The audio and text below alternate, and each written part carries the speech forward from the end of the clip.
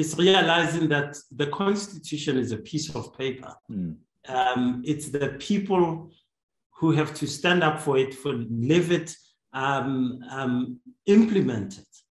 And we've had the institution of the Constitutional Court challenged. So I've spoken about the July riots. Yeah. What happened there is that the former president of South Africa behaved in a contemptuous manner to the Zondo Commission into state capture. Yeah. Then there is no other court for this to go to, but to the Constitutional Court, which came out and said, you're being contemptuous.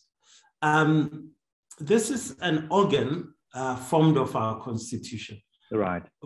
But we saw it being attacked and being denigrated in public by the former president and his supporters, and essentially saying, we disown this constitution. It's a constitution of the whites.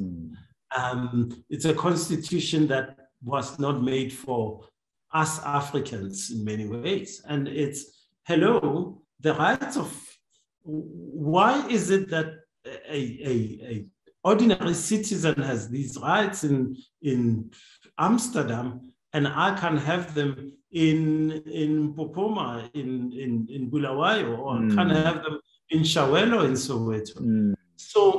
So it's absolutely, the Constitution is a strong, powerful document, but it's contested all the time. And I think in South Africa, we have to contest, we have to fight and protect it all the time.